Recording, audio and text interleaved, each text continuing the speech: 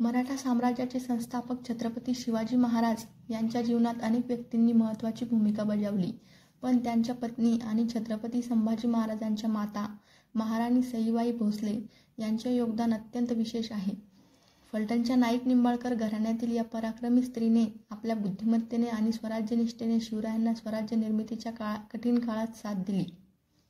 त्यांचे जीवन, कर्तृत्व आणि शिवाजी महाराजांशी असलेले नाते मराठा इतिहासात सुवर्णाक्षरांनी नोंदले गेले आहे.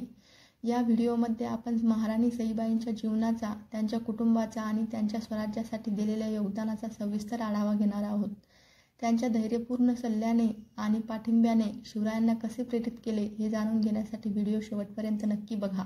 महाराणी सईबाई यांचा जन्म फलटणच्या प्रतिष्ठित नाईक निंबाळकर घराण्यात झाला. त्या मुदोजीराजे नाईक निंबाळकर आणि रेवूबाई निंबाळकर यांच्या कन्या होत्या. त्यांचे आजोबा वनगोजी नाईक निंबाळकर, ज्यांना जगपाळराव या नावानेही ओळखले जायचे, हे या घराण्याचे प्रमुख होते. जगपाळराव यांच्याकडे 12,000ची फौज होती, ज्यामुळे त्यांचा त्या काळात मोठा दबदबा होता. भोसले आणि नाईक निंबाळकर घराण्यात सोयरिकेचे संबंध पूर्वीपासून होते. शिवाजी महाराजांचे आजोबा मालोजीराजे भोसले यांच्या पत्नी दीपाबाई या नाईक निंबाळकर घराण्यातील होत्या आणि जगपाळराव यांच्या त्या बहीण होत्या. या नात्यामुळे मालोजीराजे आणि जगपाळराव यांच्यात मैत्रीपूर्ण आणि विश्वासपूर्ण संबंध होते.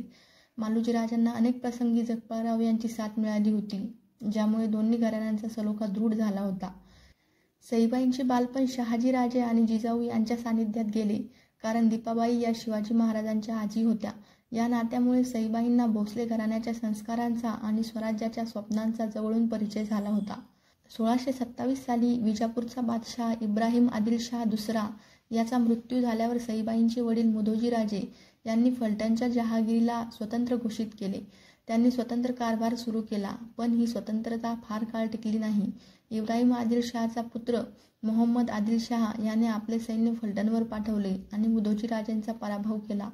त्यांना आणि त्यांचे कनिष्ठ पुत्र बजाजी निंबाळकर यांना साताऱ्याच्या किल्ल्यात 10 वर्षे कैदेत ठेवण्यात आली. या कठीण काळात शहाजीराजे यांनी मध्यस्थी करून 1639 साली मुदोजीराजे आणि बजाजीराजे यांची आदिलशाही कैदेतून सुटका केली.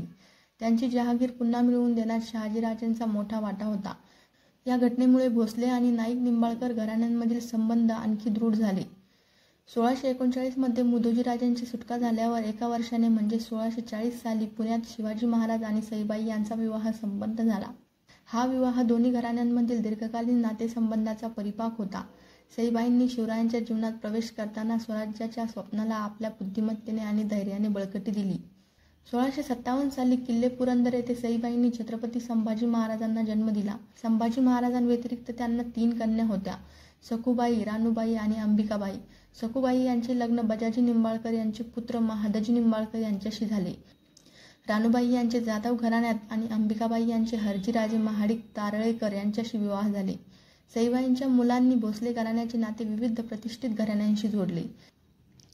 सईबाईंनी 19 वर्ष शिवरायांना साथ दिली. स्वराज्य निर्मितीच्या कठीण काळात त्यांना प्रेरणा देत राहिल्या.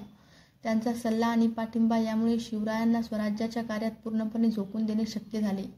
आऊसाहेबांनी प्रेरणा दिली तर सईबाईंनी साथ दिली, ज्यामुळे स्वराज्याचे स्वप्न प्रत्यक्षात उतरले. दुर्दैवाने 1659 साली राजगडावर सईबाईंचे दीर्घ आजाराने निधन झाले. सईबाईंनी वयाच्या 24व्या वर्षी संभाजी महाराजांना जन्म दिला आणि त्यांना बाळंतविधीने ग्रासले. त्या अंथरुणाला खिळल्या. कुठलीही औषधे लागू पडत नव्हती. दूरदूरचे वैद्य बोलवले, देवाला नवस सायास बोलले गेले, कौल लावला, देव पाण्यात ठेवले, परंतु काहीच उपाय झाले ना. प्रकृती ढासळतच गेली. शिवाजी महाराजांची द्विधा मनस्थिती झाली होती. एकीकडे खान स्वराज्य गिळण्याकरिता आला होता आणि दुसरीकडे सईबाईंच्या प्रकृतीत कशानेही फरक पडत नव्हता. अशा प्रतिकूल परिस्थितीतही महाराज हवापालटासाठी सईबाईंना घेऊन प्रतापगडावर गेले. सईबाईंच्या प्रकृती अवस्थेमुळे महाराज चिंतित असायचे, परंतु सतत रयतेचा विचार करणाऱ्या शिवाजी महाराजांना उसंत तरी कुठे होती. खानाशी झुंज देण्याचा विचार स्वस्थ बसू देत नव्हता. कोणावर काय जबाबदारी सोपवायची असे सगळे मनसुबे मनात सुरू असताना मध्येच सईबाईंचा विचार महाराजांच्या मनात अस्वस्थता निर्माण करी. हवापालटाचा देखील काहीही परिणाम झाला नाही. सईबाईंच्या प्रकृतीत कणभर देखील फरक पडला नाही. आऊसाहेबांनी सईबाई यांना परत राजगडावर आणण्यात आले. महाराजांचा आणि सईबाईंचा स्नेहबंध हा अनोखा होता. लहानपणीची निरागस मैत्री, त्या वयात जुळलेले रेशीमबंध, रुसवे फुगवे भांडण अशा अनेक घटना महाराजांच्या मनात पिंगा घालीत असत. राजगडावरून सईबाईंच्या प्रकृतीच्या बातम्या प्रतापगडावर येत असत. येणारी प्रत्येक बातमी महाराजांच्या काळजाचा ठोका चुकवीत असे. खानाला तोंड देण्याची जय्यत तयारी प्रतापगडावर सुरू होती. मावळखोरी महाराजांकडून लढणार हे ऐकून सगळ्यांचा उत्साह दुणावला होता. आई जगदंबा पाठीशी आहे असा विश्वास सर्वांच्या मनात वाढू लागला होता. परंतु काळाने डाव साधला. सईबाईंची प्रकृती आणखी खालावली. अनेक प्रयत्न करून देखील नियती नमली नाही. अखेर 5 सप्टेंबर 1659 भाद्रपद वैद्य चतुर्दशीला सईबाई गेल्या. डाव अर्ध्यावरती मोडला. मनाप्रमाणे जमलेला डाव नियतीला पाहावला नाही. 2-2.25 वर्षांचे लहानगे संभाजीराजे मातृसुखाला पारखे झाले. कधीही परत न येणाऱ्या वाटेवर सईबाई कायमच्या निघून गेल्या. त्यावेळी त्यांचे वय अवघे 26 वर्षे होते. त्यांच्या या निधनाने शिवरायांना आणि स्वराज्याला मोठा धक्का बसला.